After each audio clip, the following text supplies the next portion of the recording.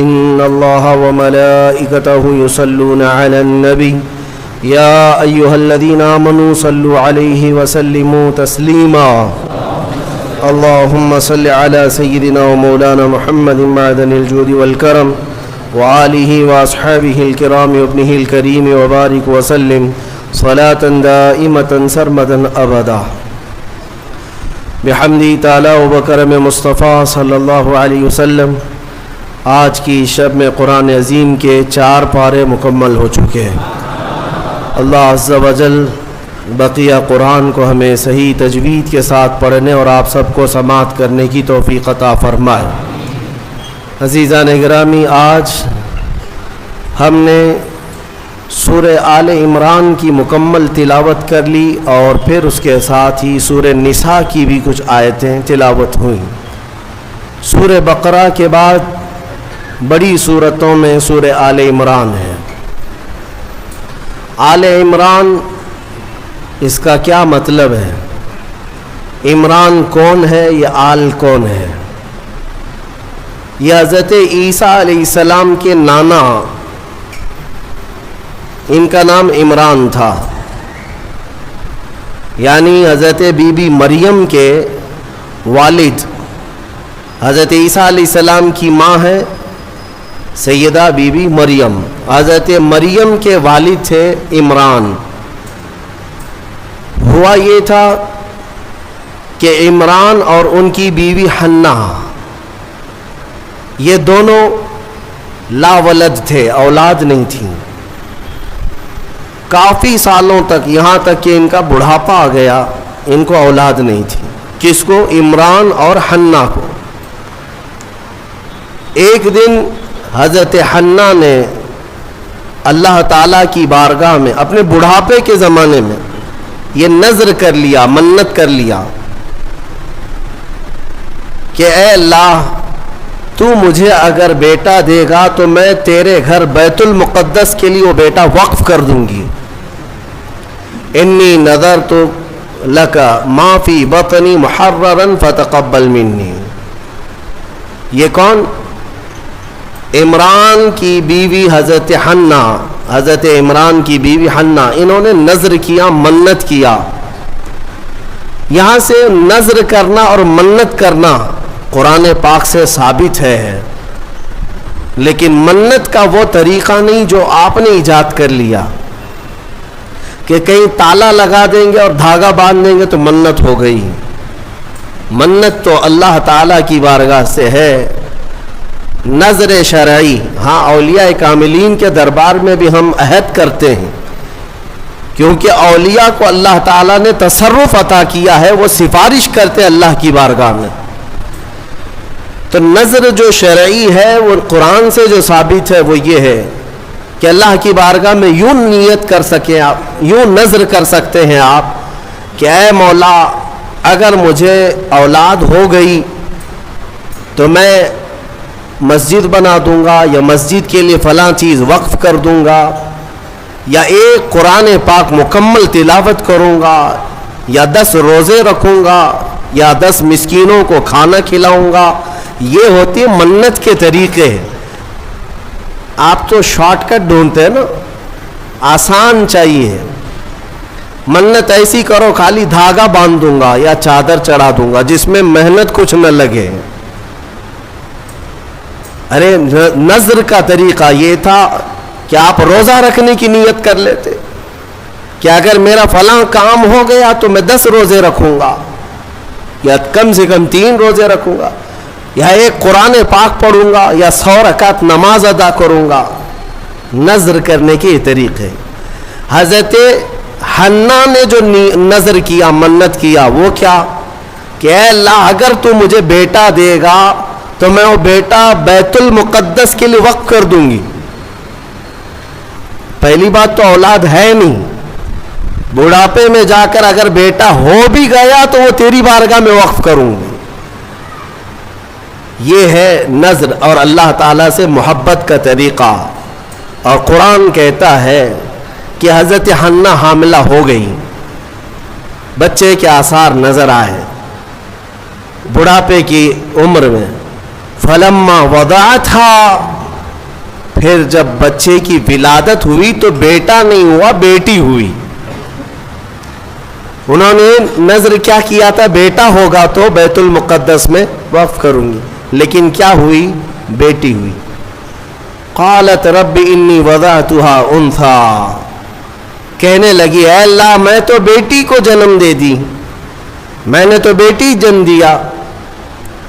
واللہ اعلم بما وضعت، اور اللہ فرماتا اللہ سب سے بہتر جانتا ہے کہ اس نے کیا جنم دیا، بیٹا ہے یا بیٹی. لیکن اب یہاں بیٹا بیٹی کا فلسفہ بھی ختم کرتے ہیں. تمہیں اولاد میں کیا چاہیے کیا نہیں چاہیے. قرآن کہتا ہے وَلَيْسَ الذَّكَرُ كَالْأُنثَىٰ، اللہ نے یہ فرمایا ہاں بیٹا بیٹی کی طرح نہیں ہو سکتا. یہ نہیں کہا کہ بیٹی بیٹے کی طرح نہیں ہوتی. قرآن کہتا ہے بیٹا بیٹی کی طرح نہیں ہو سکتا. بیٹی پیدا ہونے پر جو ناک بھون سکیڑتے ہیں، بعض کے تو گھروں میں طلاق کی نوبت آ جاتی ہے. ظالم ہیں وہ لوگ. ان کو بیویوں سے یا عورتوں سے شادی نہیں کرنی چاہیے، کسی روبوٹ سے یا مشین سے کرنی چاہیے. کیا یہ بیٹا اور بیٹی پیدا کرنا تمہارے ہاتھ میں، شوہر کے ہاتھ میں یا بیوی کے ہاتھ میں؟ یا اللہ تبارک و تعالی قادر مطلق کے فیصلے ہیں، وہ جسے جو چاہے عطا کرے. رب تبارک و تعالی کسی کو بیٹا دیا کسی کو بیٹی دیا. اور یہ جہالت کے رسم کو ختم کریں اپنے گھروں سے. بیٹی ہو گئی تو کیا ہوا، ارے اس کی نسل کیسے چلے گی. یہ جہالت سب سے زیادہ عورتوں میں پائی جاتی ہے.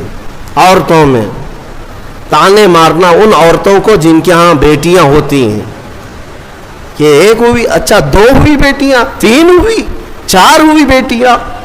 ظالمو تمہیں کیا پتا میرے رسول کو بھی 4 بیٹیاں ہی ہیں. رسول کریم صلی اللہ تعالی علیہ وسلم کو اللہ نے 4 بیٹیاں دیا، بیٹے بھی دیا، لیکن بیٹے کوئی حیات نہیں رہے. اور جو نسل میرے مصطفیٰ کی چلی وہ بیٹی سے ہی چلی. آج بھی پوری دنیا میں سادات جو ہیں وہ کس کی اولاد میں سے ہیں؟ وہ سیدہ کائنات فاطمۃ الزہرا کی اولاد میں سے. بیٹی کے لیے عیب نہ سمجھو میرے عزیزوں. حضور اکرم صلی اللہ تعالی علیہ وسلم اپنے صحابہ کے ساتھ کسی طرف جا رہے تھے. رات کا وقت تھا. رات کے وقت میں ایک گھر کے اوپر آسمان سے روشنی پڑ رہی ہے. صحابہ دیکھتے کھڑے رہ گئے. کوئی خاص روشنی ہے جو اسی گھر پر پڑ رہی تھی، جس کو کہتے ہیں کہ نور کا حالہ ہے. صحابہ رک گئے اور پوچھا یا رسول اللہ صلی اللہ علیہ وسلم، سارے محلے میں یہ ایک ہی گھر پر آسمان سے ایک عجیب روشنی پڑ رہی ہے، کیا ہے، کس وجہ سے؟ نبی پاک صلی اللہ تعالی علیہ وسلم نے فرمایا جاؤ اس گھر سے معلوم کرو. اس گھر میں 2 چیزوں میں سے ایک ہوگی، یا تو وہ لوگ کسی یتیم بچے کی پرورش کر رہے ہوں گے یا آج ہی ان کے گھر میں بیٹی کی پیدائش ہوئی ہوگی. صحابہ کہتے ہیں ہم گھر گئے، وہی روشنی والے گھر، جا کر کے پوچھا آج تمہارے گھر میں کوئی نئی خبر ہے؟ تو گھر والوں نے کہا اللہ نے آج ہمیں بیٹی عطا کیا. میرے عزیزو، ہمارے ہاں پہلے پرانے لوگ کہا کرتے تھے پہلی بیٹی گھی کی روٹی ہے اور برکت والی ہوتی ہے. جو لوگ جہالت کی رسموں کو اپنے ہاں پنپنے دیتے ہیں، میں سمجھتا ہوں کہ وہ مسلمان معاشرہ نہیں ہے، یہ غیروں سے لیا ہوا معاشرہ ہے. یہ عرب کی جاہلیت ہے جو بیٹی پیدا ہونے پر زندہ دفن کرتے تھے. میرے مصطفیٰ کریم صلی اللہ علیہ وسلم کی حدیث ہے کہ اللہ نے جس کو 2 بیٹیاں دی، آپ نے برسر اعلان یہ فرمایا اللہ نے جس کو 2 بیٹیاں دی اور اس نے پرورش کر کے اچھی اور اس کا نکاح کر دیا، حضور فرماتے میری شفاعت اس پر واجب ہے، میں اسے جنت میں لے جانے کی ضمانت دیتا ہوں. ایک صحابی آئے، کہا یا رسول اللہ ایک ہی بیٹی ہے میرے پاس، آپ نے 2 بیٹیاں جس کی ہے اس کے لیے فضیلت بیان کی، میرے پاس تو ایک ہی بیٹی ہے. حضور اکرم صلی اللہ علیہ وسلم نے فرمایا جا ایک بیٹی کی بھی پرورش کرے اس کے لیے بھی جنت ہے.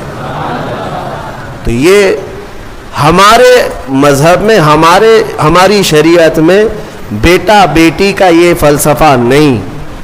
اللہ تبارک و تعالیٰ کی طرف سے جو ملا وہ انعام ہے. تو اب میں بات جو عرض کر رہا ہوں آل عمران میں جو مسئلہ آیا ہے وہ حضرت حنہ کو کیا ہو گئی, بیٹی پیدا ہو گئی. وہ بیٹی کون؟ وہ حضرت مریم. عمران اور حنہ ان کو اولاد نہیں تھی, نظر کیا بیٹا ہوگا تو وقف کریں گے بیت المقدس میں, لیکن بچے کی ولادت میں دیکھا کیا پیدا ہوئی, بیٹی پیدا ہوئی. بیٹی کا نام انہوں نے رکھا مریم, اور پھر اللہ تعالیٰ کی بارگاہ میں اس کے لیے دعائیں بھی کی کہ اے اللہ اس کو شیطان رجیم سے ہمیشہ محفوظ رکھ. پھر وہ چھوٹی سی بچی کو لے کر کے یہ دونوں ماں باپ بیت المقدس میں آئے, مسجد اقصی میں آئے. بیت المقدس مسجد اقصی آج بھی فلسطین میں ہے, جس کو ہم قبلہ اول کہتے ہیں. وہاں پر حضرت زکریا علیہ السلام اللہ کے نبی امام تھے اور پوری بیت المقدس کے متولی بھی تھے, تمام چیزیں انہی کے سپرد ہوا کرتی. حضرت زکریا علیہ السلام کے ہاں لا کر کے انہوں نے دے دیا, کہا ہماری ایسی ایسی منت تھی, نظر تھی, اللہ تعالیٰ نے ہمیں بیٹی دیا اور ہم بیت المقدس میں وقف کرنے کے لیے لائے ہیں. حضرت زکریا علیہ السلام نے بیٹی کو لے لیا. اب میں آپ کو بتاؤں, زکریا علیہ السلام کی عمر بھی کافی ہو چکی تھی, بال سفید ہو چکے تھے اور ان کو بھی اولاد نہیں تھی. زکریا علیہ السلام کو بھی اولاد نہیں تھی, بڑھاپا ان کا بھی تھا. آپ نے بیٹی کو گود لے لیا اور بیت المقدس میں رکھ دیا, کہا کہ ٹھیک ہے جاؤ تمہاری منت پوری ہو گئی, میں اس کی پرورش کرتا ہوں. یہ حضرت بی بی مریم کی پرورش اللہ کے گھر میں ہو رہی ہے. ایک محراب خاص کر دیا گیا بی بی مریم کی تربیت کے لیے. ایک نماز پڑھنے کے جیسے محراب ہے, ایک محراب حضرت بی بی مریم کا مسجد اقصی میں خاص ہو گیا. میں کیوں محراب کا ذکر کر رہا ہوں, توجہ چاہتا ہوں. قرآن میں اس محراب کا ذکر آیا ہے, اس محراب کا ذکر آیا ہے. بی بی مریم کو اس محراب کے اندر رکھا گیا. وہ آج بھی بیت المقدس میں موجود ہے, محراب مریم, اس کو محراب مریم کہتے ہیں, آج بھی ہے. وہاں پرورش کے لیے رکھا گیا. ارے دودھ پیتی بچی, اور اس کے بعد جب بڑھنے لگی تو کئی دن تک آپ نے پرورش فرمائی, سال 2 سال تک. تو 2 سال کے قریب غالباً ان کی عمر تھی حضرت بی بی مریم کی. اب قرآن کہتا ہے کلما دخل علیہا زکریا المحراب وجد عندہا رزقا. جب جب حضرت زکریا مریم کے محراب میں جاتے تو الگ الگ قسم کے پھل وہاں پر دیکھتے تھے, بے موسم کا پھل. آم کا سیزن نہیں, آم موجود ہے. انگور کا موسم نہیں, انگور موجود ہے. بغیر موسم کے بھی وہاں پھل موجود ہوتے تھے, قسم قسم کا رزق وہاں ہوتا تھا. حضرت زکریا علیہ السلام حیران ہو کر پوچھتے ہیں, قال یا مریم انا لکی ھذا, اے مریم یہ سب تیرے پاس کہاں سے آتا ہے؟ قالت, حضرت سیدہ مریم نے کہا ان اللہ یرزق من یشاء بغیر حساب. قالت هو من عند اللہ, وہ کہتی یہ سب اللہ کی طرف سے ہے, اللہ جسے چاہتا ہے بے حساب رزق دیتا. بات ہو گئی حضرت بی بی مریم کو. اب جو نکتہ مجھے بتانا ہے توجہ چاہتا ہوں, تفسیر سننے کا اسی میں لطف ہے کہ تفسیر سننے کے بعد آپ کا عقیدہ بھی مضبوط ہو جائے, ایمان میں اضافہ بھی ہو جائے, اور یہ پتہ چلے کہ سنیو تم حق جماعت پر ہو. قرآن پاک کی تفسیر سننے کے بعد یہ یقین بھی تو تمہیں ہو جانا چاہیے. بی بی مریم کہتی ہے یہ اللہ کی طرف سے ہے, رزق آتا ہے. حضرت زکریا نے دیکھا کہ بی بی مریم کو چھوٹی عمر میں اللہ غیب سے رزق دیتا ہے. اب کیا کیا, حضرت زکریا جو خود مسجد کے امام ہیں، اللہ کے نبی ہیں، سب کو پتہ ہے حضرت زکریا علیہ السلام اللہ کے نبی ہیں، عمر دراز ہو چکی، لوگوں کو عبادت وہ کراتے تھے، اللہ تبارک و تعالیٰ کی طرف انسانوں کو وہ بلاتے تھے، لیکن بی بی مریم کو دیکھنے کے بعد انہیں بھی اولاد کی خواہش ہو گئی، انہیں بھی اولاد کی خواہش ہو گئی۔ ہوتا ہے ایسے کہ کئی سال تک بچے نہ ہوں تو آدمی کمپرومائز کر لے کہ چلو اب تو نہیں ہونا ہے، لیکن کبھی بڑھاپے میں جانے کے بعد پھر خواہش پیدا ہو جائے، یہ تو صرف نبیوں کی شان ہے۔ حضرت زکریا علیہ السلام کی خواہش ہوئی کہ کاش مجھے بھی اولاد ہوتی، تو کیا کیا حضرت زکریا علیہ السلام؟ مسجد اقصی بیت المقدس کے امام، قرآن کہتا ہے ہنالک دعا زکریا ربہ قال رب هب لي من لدنك ذرية طيبة انك سميع الدعاء۔ حضرت زکریا علیہ السلام کے بارے میں قرآن کہتا ہے حضرت زکریا علیہ السلام بی بی مریم جہاں بیٹھتی تھی اس محراب میں آ کر کھڑے ہوئے اور اس محراب میں کھڑے ہو کر دعا کرتے، اے اللہ مجھے بھی نیک اولاد تو عطا کر دے، تو ہر ایک کی دعا سننے والا ہے۔ فنادته الملائکۃ وهو قائم یصلی فی المحراب ان اللہ یبشرک بیحییٰ۔ قرآن کہتا ہے حضرت زکریا علیہ السلام ابھی اسی محراب میں کھڑے ہو کر دعا کر ہی رہے تھے، اللہ نے فرشتے کو بھیجا، جاؤ زکریا کی دعا قبول ہے، انہیں بیٹا ہی نہیں نبی کی شکل میں یحییٰ علیہ السلام دیا جائے گا، صرف بیٹا ہی نہیں یحییٰ بیٹا دے دیا گیا۔ ٹھیک ہے، دعا قبول فوراً۔ اور حضرت زکریا علیہ السلام کا بھی بڑھاپا ہے، بال سفید ہے، انہوں نے خود بیان کیا ہے، ان کی باتیں بھی قرآن پاک میں آئی ہیں کہ آپ نے یہ کہا ہے کہ اب میں بوڑھا ہو گیا، بال میرے سفید ہو گئے، سورہ مریم کی آیتوں میں ہے۔ اب مجھے عرض یہ کرنا ہے، حضرت زکریا علیہ الصلاۃ والتسلیم وہاں مریم کی محراب میں جا کر کیوں دعا کی؟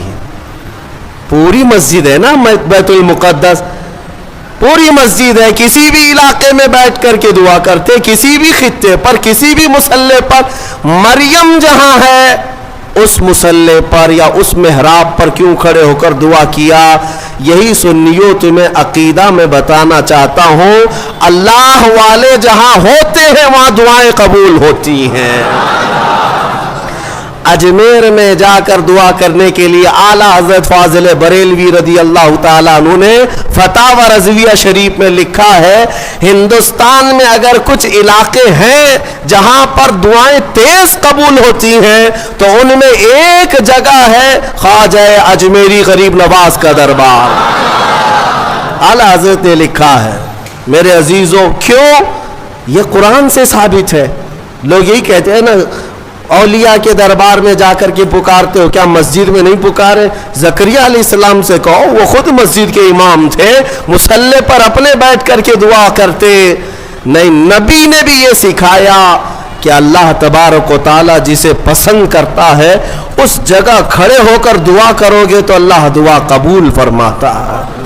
ہاں، اللہ تبارک و تعالیٰ کو یہ پسند ہے، ہاں، بے ان کے واسطے خدا کچھ عطا کرے۔ اب یہاں سے بریلی کے امام کہتے ہیں، جو حضور پاک صلی اللہ تعالیٰ علیہ وسلم کے وسیلے کے منکر ہیں، ان سے بھی کہتا ہوں، بے ان کے واسطے خدا کچھ عطا کرے، ہاشا، غلط، یہ ہوس بے بصر کی ہے۔ ہاں، تم خام خیالی میں ہو حضور کو چھوڑ کر کے تمہیں کچھ مل جائے۔ قرآن نے بھی تمہیں یہی کہا ہے، محبوبوں کے دربار میں کھڑے ہو کر دعا کرو گے تو اللہ وہ دعائیں قبول فرماتا ہے۔ میرے عزیزو، یہاں پر ایک اور بات میں عرض کرتا ہوں، ابھی یہ تفسیر آئی نہیں ہے لیکن وقت سے پہلے میں موضوع سے متعلق ہے اس لیے عرض کرتا ہوں۔ موضوع سے متعلق ہے اس لیے کہ حضرت موسیٰ علیہ السلام کا وہ واقعہ یاد کریں، جب فرعون کا لشکر پیچھا کرنے لگا موسیٰ علیہ السلام کی جماعت کا، آپ مومنین کی جماعت کو لے کر چل پڑے، سامنے سمندر, پیچھے 1,00,000 کے قریب فرعون کا لشکر. کدھر جائیں؟ ادھر سمندر ہے, ادھر دشمنوں کا لشکر ہے. حضرت موسیٰ علیہ السلام کے ساتھ جو مومنین تھے ان کی آزمائش بھی تھی. ایسا موقع آ جائے, ایک طرف سمندر ہے, ایک طرف دشمن کی فوج, لیکن اللہ تعالیٰ جسے جہاں سے چاہے بچائے. رب تعالیٰ کا حکم ہوا کہ اے موسیٰ اس سمندر پر اپنا عصا مارو. آپ نے عصا لکڑی ماری تو 12 راستے خشک پیدا ہوئے. موسیٰ علیہ السلام کا جو قبیلہ تھا, یعنی آپ کی جو جماعت تھی مومنین کی, وہ 12 خاندانوں میں تھی, تو سب کے لیے ایک ایک راستہ سمندر میں بن گیا. سب اس راستے سے چلنے لگے. سمندر کے دوسرے کنارے وہ پہنچ گئے. فرعون نے دیکھا راستہ کھلا ہوا ہے, ہم بھی چلتے ہیں. فرعون موسیٰ علیہ السلام کے یہ کھلے ہوئے راستوں کے درمیان آ گیا. بیچ سمندر میں فرعون کی فوج پہنچی تھی, سمندر کو واپس ملا دیا گیا. فغشیہم من الیم ما غشیہم, قرآن کہتا ہم نے ڈھانک دیا سمندر کو جیسے ڈھانکنا ہے, تو غرق ہو گئے ہمیشہ کے لیے. فرعون ختم ہو گیا, برباد ہوا. موسیٰ علیہ السلام اپنے ایمان والوں کو لے کر دوسرے کنارے پر آئے. جو بات عرض کرنا ہے اس کے لیے مجھے تھوڑی تفصیل بتانی پڑ رہی ہے, پورا ذہن میں آ جائے آپ کے. دوسرے کنارے آئے, موسیٰ علیہ السلام نے شکرانہ ادا کیا. یہ عاشورہ کا دن تھا. پھر آپ کوہ طور پر چلے گئے. موسیٰ علیہ السلام جب آپ پر تورات نازل ہو رہی تھی, حضرت موسیٰ علیہ السلام 40 دن کے لیے گئے, تو ہوا کیا, ان کی قوم میں سامری نام کا ایک شخص تھا جو موسیٰ علیہ السلام کے خاندان کا تھا. اس نے کیا کیا, سارے لوگوں کے پاس جو جو سونا چاندی تھا سب اکٹھا کیا, اس کو پگھلایا, میلٹ کیا, اور اس سے ایک بچڑا بنایا. گائے کا بچڑا بنایا, اور اس کے بعد اس کی کلا کیا تھی یہی بتانا مجھے ہے. اس بچڑے کو بولنے کے قابل بنا دیا. میاں سونا اور چاندی کا وہ بچڑا بولتا تھا. اندازہ کرو, یہ سیل اور بیٹری کا زمانہ نہیں ہے کہ آج کے کھلونے جیسے بولتے ہیں. آپ کو تعجب نہیں ہوگا, لیکن وہ 3000 سال پہلے اگر بچڑا بولتا ہو بغیر سیل کے, بغیر بیٹری کے, اور کوئی نہ ٹیپ ریکارڈ, اس کے اندر کوئی چیز نہیں, لیکن بولتا تھا, تو قوم گمراہ ہو گئی. اور سامری سب کو کیا کہتا تھا کہ موسیٰ کا جو خدا ہے نا, جسے وہ ملنے گئے, وہ خدا یہی ہے, یہی بچڑا ہے. یہ بچڑے کی پوجا وہیں سے شروع ہوئی تھی. اور جو گمراہ ہوئے وہ عبادت میں لگ گئے, اور ایسی عبادت, اسی کے پاس اعتکاف, اسی سے نظر, منتیں, سب بچڑے کے پیچھے لگ گئے کہ تو ہی ہمارا سب کچھ ہے, ہمارا فلاں کر دے, ہمارا فلاں کر دے. بچڑا بولتا بھی تھا. یہ تعجب کی بات ہے نا, حیرت کی بات ہے. میرے عزیزوں, اس سے بڑے حیرت کی چیزیں بھی آ جائیں, تمہارا ایمان مضبوط ہونا چاہیے. آج کے زمانے میں کہتا ہوں, اگر کوئی جھاڑ, اگر کوئی درخت بولنے بھی لگ جائے اور تمہیں اپنی طرف بلائے کہ میرے اندر خدا چھپا ہے, آ جاؤ, اے ایمان والو, تمہارا ایمان مضبوط ہونا چاہیے. اور ہرگز اس طرح کی حرکتوں پر یقین نہ کرو, بلکہ یہی تسلیم کرو, پوری دنیا بھی عجوبے دکھائے, میں یہ تسلیم نہیں کر سکتا, میرا خدا تو اللہ ہی ہے. اللہ الصمد, وہ بے نیاز ہے, وہ ہماری آنکھوں میں نظر نہ آئے گا. ہم دنیا میں اس طرح بہت سارے لوگ ابھی گمراہ کرنے والے لوگ آئے, سامری کی طرح ابھی بھی بہت سارے ہیں.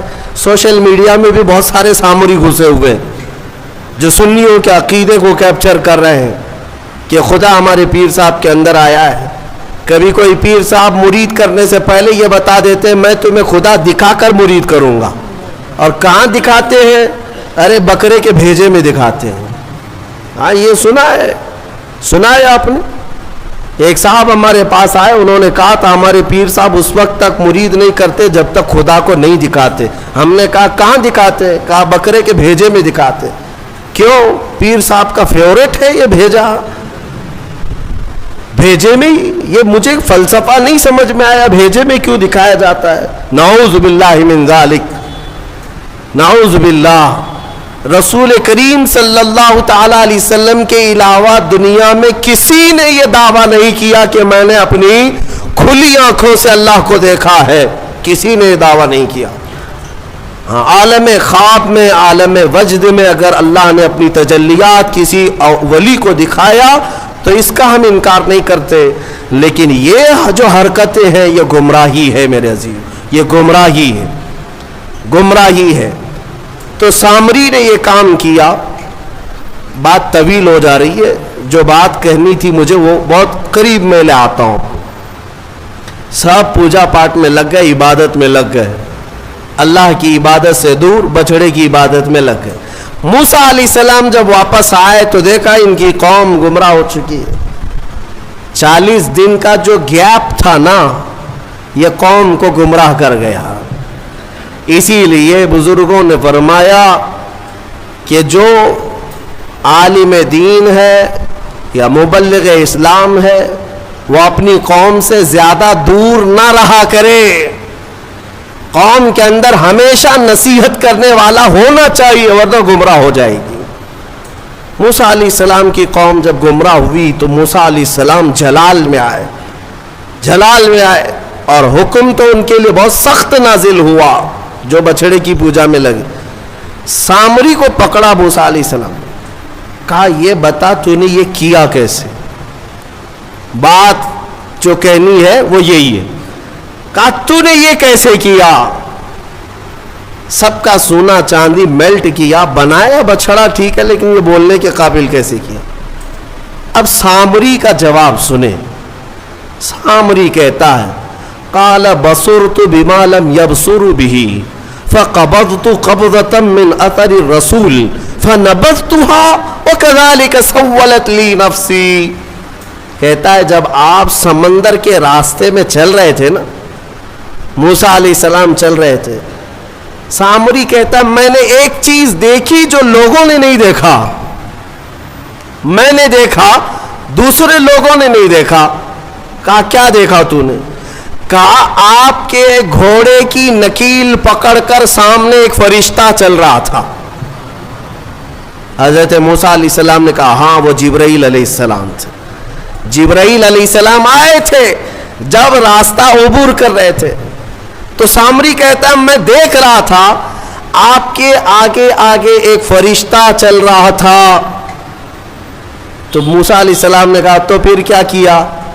وہ کہتا ہے وہ فرشتہ جیسے جیسے چلتا جا رہا تھا میں اس کے پیروں کے نیچے کی مٹی اٹھا رہا تھا. جبرائیل علیہ السلام کے پیروں کے نیچے کی مٹی اٹھاتا رہا اور وہ میں نے جمع کر لیا جتنی مٹی مجھے ملی.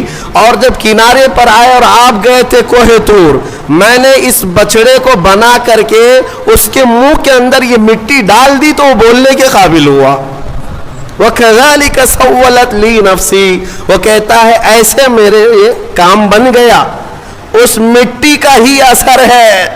اللہ اللہ, اے سنیوں میں یہی کہنا چاہتا ہوں, جبرائیل علیہ السلام کے پیروں کے نیچے کی مٹی اگر بے زبان بچڑے کو بولنے کے قابل بنائے تو جو جبرائیل اپنا ماتھا رسول اقدس کے تلووں پر مس کرے, اس رسول پاک کے قدموں کے دھول کا حال کیا ہوگا؟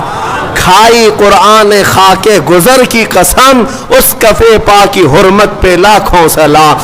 اسی لیے ہمارے امام نے تمنا بھی کیا نا بارگاہ مصطفیٰ میں, تو کیا کہا؟ دل کرو ٹھنڈا میرا وہ کفے پا چاند سا. کفے پا کس کو کہتے ہیں؟ کفے پا, پا پیر کو کہتے ہیں فارسی میں, کف کہتے ہیں نیچے کا حصہ. پیر کا جو تلوا ہے, پیر کا جو تلوا ہے اسے کیا کہتے ہیں؟ کفے پا. پیر کے تلوے کو कफ़े पा। आला हज़रत तमन्ना ये करते हैं, दिल करो ठंडा मेरा, वो कफ़े पा चांद सा, सीने पे रख दो जरा, तुम पे करोड़ों दर। मेरे अजीजों, कुरान से तो साबित है निस्बत का बड़ा असर है। अगर निस्बत का कोई असर ना होता तो कुरान की ये आयतें नहीं आती। इसी तरह से बहुत सारी आयतें हैं, फिर किसी और मौके पर अर्ज करूंगा। ये आले इमरान का ये खुलासा था। हज़रत बीबी मरियम को बैतुल मुक़द्दस में परवरिश कराया गया, फिर उसके बाद ईसा अलैहिस्सलाम की पैदाइश तक जो हालात हैं आपके, वो फिर इंशाअल्लाह सूरह मरियम में मैं अर्ज करूंगा।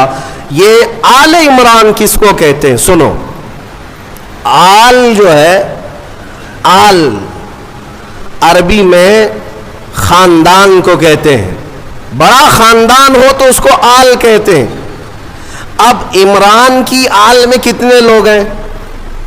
अरबी में एक को वाहिद, एक को वाहिद, दो हो तो तस्निया, और दो से ज्यादा तो जमा, और उसी को आल कहते हैं। बाकी सारी लैंग्वेज में, इंग्लिश में एक को सिंगल, एक से ज्यादा हो तो प्लूरल। सही कह रहा हूं? उर्दू में भी एक हो तो वाहिद, एक से ज्यादा हो तो जमा, लेकिन अरबी का ग्रामर अलग है। अरबी में एक हो तो उसे वाहिद, दो हो तो उसके लिए एक लफ्ज है तस्निया। दो को जमा नहीं कहते अरबी में, दो को जमा नहीं कहते। दो से ज्यादा हो तो अरबी में उसको जमा कहते हैं, और आल के लिए जमा होना जरूरी है, दो से ज्यादा होना चाहिए, तब उसको क्या कहते हैं? आल। लेकिन यहां पर एक मसला है, हजरत इमरान की आल में कितने लोग हैं? आल क्यों कह रहा है कुरान? हजरत इमरान की एक बेटी बीबी मरियम, एक बेटी बीबी मरियम, और मरियम का एक बेटा ईसा अलैहिस्सलाम, उसके बाद औलाद है, एक बेटी है, एक नवासा है। लेकिन कुरान इनको क्या कह रहा है? आले इमरान। बात समझ में आ रही है? आले इमरान। हमने ये ग्रामर और कवायद को पूछा कि जमा हो तो आल कहा जाता है, या दो को ही आल कह रहे? बीबी मरियम और हजरत ईसा ये दो ही मिलकर के इमरान की आल हो गए। तो मुफस्सिरीन ने फरमाया ये कायदा अपनी जगह पर, लेकिन ऐ लोगों, अगर कोई खानदान में सबसे ज्यादा शरीफ हो तो एक भी जो है वो 1000 के बराबर होता है। हजरत इमरान की आल में एक बीबी मरियम है जो सबसे पाक खातून है, और एक नवासा है जो अल्लाह ताला की तरफ से एक ऐसी आयत और निशानी लेकर के आया, दुनिया में उसका मिसल कोई नहीं। वो ईसा अलैहिस्सलाम बगैर बाप के पैदा हुए। इस निशानी को दुनिया में कहीं और देखा आपने?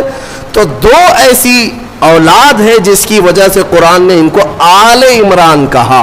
इस सूरे की बड़ी बरकत है। इसमें कुछ आयतें हैं, इससे कबल भी मैंने तफसीर में बताया था। आयत नंबर मैं आपके सामने जिक्र कर देता हूँ ताकि इसके फ़वाइद मालूम हो। जब कभी आपकी घर में औरतें हामिला हो या बच्चे की विलादत के औकात आ जाएं तो इन आयतों की तिलावत जारी रखें। नेक व सालेह औलाद पैदा होगी, नेक व सालेह औलाद पैदा होगी। ये सूरह आले इमरान की जो आयतें हैं। और दो आयतें ऐसी भी मैं आपको बता देता हूँ।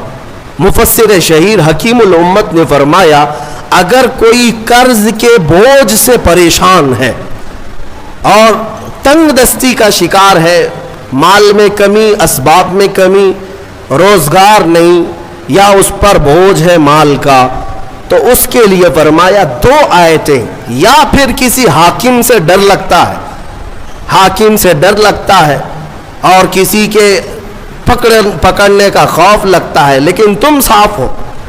ये दो आयतें अगर इशा की नमाज की आखिरी 2 रकात नफल में 5-5 मरतबा पढ़ोगे तो अल्लाह सारी मोहताजी दूर फरमाएगा।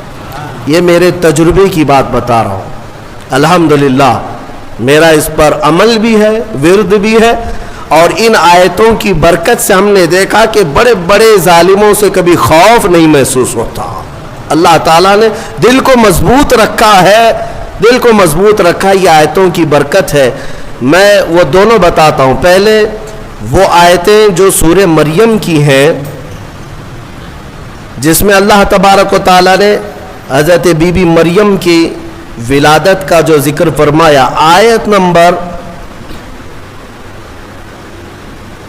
33 نہیں، آیت نمبر 35، آیت نمبر 36، آیت نمبر 37. یہ تین آیتیں 35، 36، 37 سورہ آل عمران کی یہ تین آیتیں ہیں. عورتوں کو اس کی تلاوت کرنے کے لیے آپ کہا کریں، اور اگر درد کی شدت بڑھ جائے کبھی ولادت کے وقت میں ان تین آیتوں کا ورد کریں، انشاءاللہ سارا درد نکل جائے گا اور اللہ اسے راحت عطا فرمائے گا اور اس پر اسے اجر بھی عطا فرمائے گا. جو بھی بچہ ہوگا انشاءاللہ نیک و صالح ہوگا. اور جو دوسری آیتیں میں نے بتائی جس کے اللہ تبارک و تعالیٰ نے رزق کی وسعت رکھی اور محتاجی سے محفوظ رہنے کے لیے بزرگوں نے فرمایا، یہ ہے آیت نمبر 25 اور 26. آیت نمبر 25 اور 26 یہ سورہ آل عمران کی یہ دو آیتیں اگر عشاء کی آخری جو 2 رکعت نفل ہوتی ہیں، پہلی رکعت میں 5 بار، دوسری رکعت میں 5 بار پڑھے، پھر آپ کو خود تجربہ شاہد ہو جائے گا. خود تجربہ کر کے دیکھ لیں. آیتوں کا اگر میں ورد کروں تو بھی آپ کو پتہ چل جائے گا کہ ان آیتوں میں کیا ہے. قل اللہم مالک الملک تؤتی الملک من تشاء وتنزع الملک ممن تشاء وتعز من تشاء وتذل من تشاء بیدک الخیر انک علی کل شیء قدیر. یہ آیتیں ہیں جس میں اللہ تعالیٰ نے یہی فرمایا کہ اللہ جسے چاہے ملک عطا کرے اور جس سے چاہے ملک کو چھین لے، اور جس سے چاہے عزت عطا کرے، جسے چاہے ذلت دے. ساری خیر اللہ تیرے دست قدرت میں ہے، تو ہر شے پر، ممکن شے پر قادر ہے. تو یہ آیتوں کا ورد میں یہاں آپ کو یہ کہہ رہا ہوں. آج کی تفسیر کے لیے اتنا ہی ہے. ایک آیت کریمہ میں تلاوت کر کے اپنی تفسیر کو ختم کرتا ہوں. بات جی اجازت کے ساتھ میں یہ دے رہا ہوں جو مجھے میرے بزرگوں نے اجازت دیا ہے، اجازت کے ساتھ میں کہہ رہا ہوں تاکہ امت کو اس میں نفع ہو. ایک آیت اللہ تعالیٰ نے فرمایا وَإِذْ أَخَذَ اللَّهُ مِيثَاقَ النَّبِيِّينَ لَمَا آتَيْتُكُم مِّن كِتَابٍ وَحِكْمَةٍ ثُمَّ جَاءَكُمْ رَسُولٌ مُصَدِّقٌ لِّمَا مَعَكُمْ لَتُؤْمِنُنَّ بِهِ وَلَتَنصُرُنَّهُ. ایک واقعہ یہ بھی آیا ہے، اللہ نے سارے نبیوں کی روحوں کو پیدا کرنے سے پہلے جمع کیا. ایک اجتماع ہوا تھا سب کے پیدا ہونے سے پہلے، سارے جو نبی ہو کر دنیا میں آنے والے تھے ان سب کو جمع کیا. اللہ نے ان سب سے ایک وعدہ لیا. کیا وعدہ ہے؟ اس وعدے کا ذکر قرآن میں آیا. اللہ تعالیٰ فرماتا ہے تم سب کے سب اس بات کا وعدہ کرو کہ دنیا میں جاؤ گے، اگر تمہارے زمانے میں میرا محبوب رسول آ گیا تو تم سب کے سب اس پر ایمان لاؤ گے. وعدہ کس سے لیا جا رہا ہے؟ نبیوں سے. لَتُؤْمِنُنَّ بِهِ، تم سب کے سب اس پر ایمان لاؤ گے. اور اتنا ہی نہیں بلکہ اس کی مدد بھی کرو گے، مدد بھی کرو گے. اور اتنے ہی پر کافی نہیں، اللہ نے پھر پوچھا کیا تم سب کو اس بات کا اقرار ہے؟ ساری روحوں نے کہا ہمیں اقرار ہے. اللہ فرماتا ہے ٹھیک ہے میں تمہارے ساتھ گواہ بن جاتا ہوں. میں انا معکم من الشاہدین، میں گواہ ہوں تمہارے ساتھ کہ رسول میرا آئے گا تو تم سب کے سب اس پر ایمان لاؤ گے. مجھے بتاؤ اے سنیوں، پھر میلاد مصطفیٰ کہتے کسے ہیں؟ میلاد کہتے کسے؟ رسول کے آنے کا ذکر کرنا اسی کو میلاد. اور میلاد کا ذکر کہاں ہو رہا ہے؟ ابھی دنیا آئی بھی نہیں. نبیوں کی روحوں کے اجتماع میں اللہ میرے مصطفیٰ کی میلاد کا ذکر فرما رہا ہے. وہ جو نہ تھے تو کچھ نہ تھا، وہ جو نہ ہو تو کچھ نہ ہو. جان ہے وہ جہان کی اور جان ہے تو جان ہے وہی ہے اول، وہی ہے آخر، وہی ہے قرآن، وہی ہے فرقان، وہی ہے طٰہٰ، وہی ہے یاسین۔ میرے عزیزو، رسول کریم صلی اللہ تعالیٰ علیہ وسلم کو اللہ تعالیٰ نے دنیا میں بھیجنے سے پہلے یہ وعدہ لیا۔ اب یہ آیت پر میں آپ سے کہتا ہوں، حضور پاک صلی اللہ تعالیٰ علیہ وسلم اول بھی ہیں آخر بھی ہیں، اول بھی ہیں آخر بھی ہیں۔ کیسے؟ بعض لوگ یہی سوال کرتے ہیں، حضور تو سب سے آخر زمانے میں آئے نا، تو اول کیسے ہوئے؟ اول کیسے؟ اس کو ایک مفسر نے بڑے اچھے نقطے سے سمجھایا۔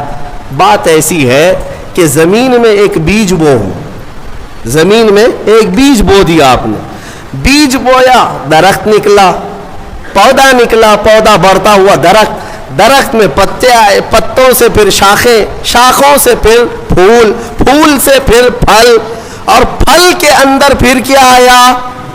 بیج آیا۔ بیج شروع میں بھی تھا، بیج سب سے آخر میں بھی تھا۔ اسی لیے کہا گیا آدم کی خمیر میں بھی، آدم علیہ السلام کی خمیر میں بھی جو پیشانی میں نور رکھا گیا تھا وہ کسی اور کا نہیں، وہ میرے محمد کا نور تھا صلی اللہ تعالیٰ علیہ وسلم۔ اعلیٰ حضرت فاضل بریلوی رضی اللہ تعالیٰ عنہ نے اسی لیے ہمیں یہ عقیدہ دیا ہے، وہی ہے اول، وہی ہے آخر، وہی ہے ظاہر، وہی ہے باطن، اسی کے جلوے اسی سے ملنے، اسی سے اس کی طرف گئے تھے۔ معراج کی شب میں کیا ہوا تھا؟ معراج کی شب میں حضور گئے تھے نا، اس کو اعلیٰ حضرت کیسے کہہ رہے ہیں؟ اسی کے جلوے اسی سے ملنے، اسی سے اس کی طرف گئے تھے۔ وہی ہے اول، وہی ہے آخر، وہی ہے ظاہر، وہی ہے باطن۔ مولا کریم ہمیں ہمیشہ میرے مصطفیٰ کریم کے عاشقوں کی جماعت میں رکھے، اور ذکر مصطفیٰ کریم صلی اللہ تعالیٰ علیہ وسلم آخری سانس تک مولا ہماری زبانوں پر جاری و ساری رکھے۔ دنیا میں چاہے کوئی بھی بیان ہو، ہم کو اللہ تعالیٰ اتنی توفیق عطا کرے کہ دم میں جب تک دم ہے ذکر ان کا سناتے جائیں گے۔ وآخر دعوانا الحمدللہ رب العالمین۔